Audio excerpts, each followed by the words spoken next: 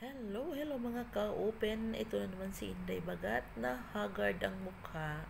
Kasi nga sa dami ba namang problema sa mundo, bakit nasali pa ako doon? So, kumusta? Minsan lang talaga ako mag-upload dito dahil alam nyo na ang buhay ni Inday Bagat. So, maraming iniisip, maraming pinagdaanan sa buhay. So, ang topic natin ngayon ay tungkol to sa paano nga ba pasikipin ang ating kuweba. So, maraming nagtanong nito eh, Inday, ano ba yung gamit mo para sumikip ang inyong kuweba? Inday, ano ba yung gamit mo? Totoo nga ba na ang tawas ay pampasikip ng kuweba? So, sagutin natin yan ngayon. So, ayon lang ito sa aking pagiging marites, pagbabasa. At hindi po ako, disclaimer, hindi po ako doktor, hindi po ako nurse o ano pa man dyan. So, itong sasabihin ko ay based lamang po sa aking experience at nababasa. So, mga Inday, ang inyo pong kuweba po ay hindi po totoo na pag nadaanan na po yan ay maluwang na. Kung nagkaroon na kayo ng anak, lalo na 10 anak, 12 na anak, ay luluwang ang inyong kuweba. Hindi po yan totoo. Dahil in terms po of science, ang ating pong kuweba ay kusa pong bumabalik sa kanyang sizes. No, kusa po siyang bumabalik, gumaganda sa ating sizes. Kung mayroon mang mga kuweba dyan na nag-iba yung mukha, siguro dahil yan, minsan po kasi iba-iba ang mukha ng kuweba. Meron pong lumalaylay yung dalawang pisngi, no? Parang natutunaw yung dalawang pisngi niya. Alam niyo na yung pisngi, yung left and right na lavalier, yun na yung tawag doon. Meron ding malalaki yung tinatawag nating siwil o tinggil, no? Malalaking tinggil. So, isa yan, no? Iba-iba po ang mukha talaga ng kuiba ng isang babae. So, hindi natin ma-differentiate kung totoo ba na pangit talaga ang pag nagkaroon ng anak. Pero bigyan ko pa rin kayo ng tips kung gusto nyong magiging maganda, magiging fresh looking ang inyong kuweba. Para hindi na kayo ma-shy pag nagbika ka o nagpakita kayo nito sa inyong mga kanang love dyan, no? So, ito yung tips na ibibigay ko, yung parang looking fresh, no? Parang pinkish, no? So, sinasabi ng iba na pag gumagamit ka daw ng tawas, ay totoo daw na nagpapasikip. So, wala po yan siyang basihan. Ang masasabi ko sa inyo, when in terms of science, ang ating pong kuweba ay may kusang janitor. May sariling janitor sa ilalim na kusang naglilinis. Pero hindi porket may janitor na yon ay ikaw mismo, Inday, hindi ka na maghuhugas. Kailangan mo pa rin maghuhugas, pero ang gagamitin mo ay mga mild soap. Lalo na mga soap ng mga bata, yun na nga mga gagamitin mo, no?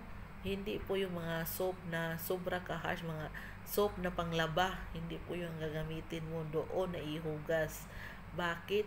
Dahil ang pH balance dyan, pag nasobrahan or nakulangan ang pH balance dyan, ay magkakaroon po tayo ng infection, bacterial infection, mga ano pa dyan, makakuha tayo ng sakit.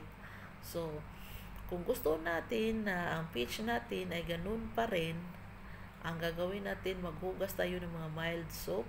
Kung pwede pa lang talaga, ang in-advise talaga ng mga doktor, kahit ng mga OB-GYN, kahit pumunta kayo, only water is the best.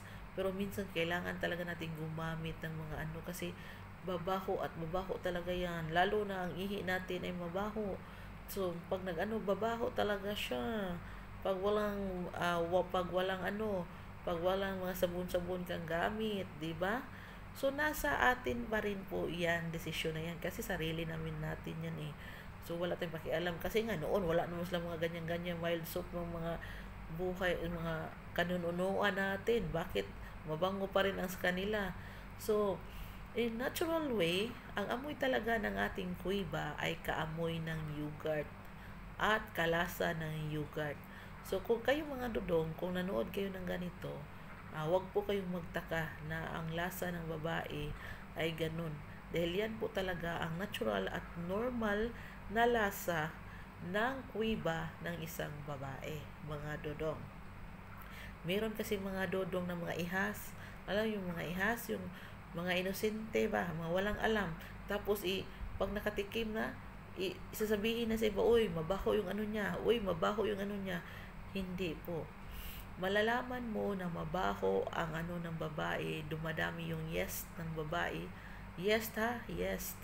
Kasi ang yes ng ano, may yes po ang ano ng kuweba. Pag iba na yung pH balance doon, ang amoy po ay amoy lansa. Amoy po ng isda, ano ba na, hinuhugas ng isda. So meaning yan, iba na, may bakterya na doon. So kailangan na magpatingin ng ano, ng doktor, kailangan na pumunta, magpa-check up kasi iba ng amoy, no? So dumadami na yung yes infection doon, no? So hindi porket ang amoy mga kuan na labaho mo to siya o kuan oy, mabaho mo yung ano niya oy, kuweba niya oy. Hindi po, may normal po na amoy ang isang kuweba, mga dudong. So paano nga ba pasikipin, mga inday? Totoo ba yung tawas? Wag na wag po kayong gumagamit ng mga ganyan, no? Kasi nakaka-apekto ba yan sa ating ano, sa ating pH, no? Wala yang kasiguraduhan. Sa akin po, mas maganda po, no, in my own, for nasa inyo pa rin. Di ko naman sinasabi na, sige, gamitin nyo to. So, ito po, isa din to, ginagamit ng aking amo. At doon ko to natutunan sa kanya kasi ang amo ko ay mahilig din magbasa-basa ng ganito. So, ang amo ko isang, ano siya, doon sa, di ko na lang magitin. Isa sa mga amo ko noon, ito yung ginagamit niya. So hindi siya mabaho, tas wala siyang makikita doon sa kanyang ano ba, panloob, wala kang makikita doon ng mga mancha-mancha or ano kasi malinis siya na babae. Ito ang tinatawag nating rose water. Alam mo yung rose water? Ginagamit niyan sa kusina. Marami yan sa kusina. Yan po yung hinuhugas niya. No? So, social. Rose water. Hindi lang nakakapagpa-fresh, hindi lang nakakapag-blooming ng bulaklak, hindi lang nakakapag-pinkish ng bulaklak, nagiging ano din siya, yung parang bumabalik siya, bumabata ang yung bulaklak.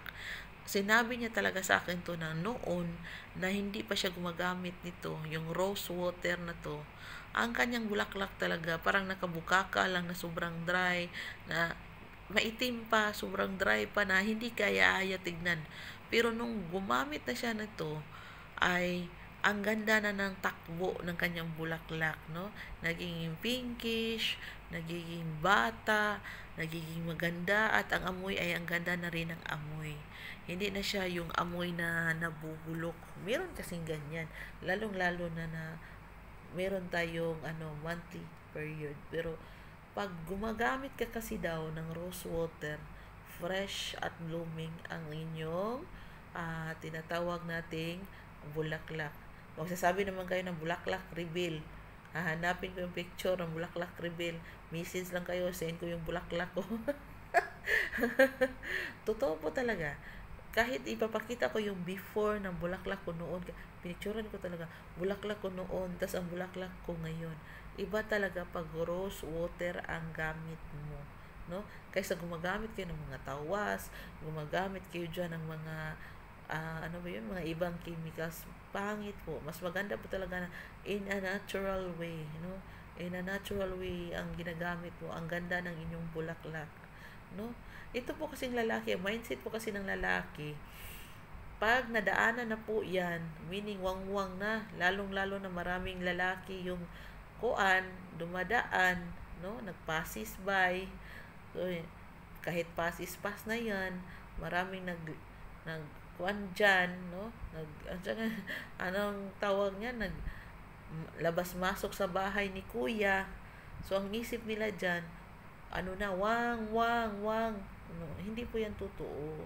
Kasi ang ng babae is pwedeng ma-stretch, pwedeng babalik at babalik sa kanyang natural, no? Natural size, natural So, stretchable. Pwede siyang ayon sa inyong Kung ang gumagamit sa kanya maliit, pwede niya, liliit din yan. Nasa feelings nyo yan nga, at saka mindset, mga dudong. No? Ang inyo lang ang lumiit. Sige, bye.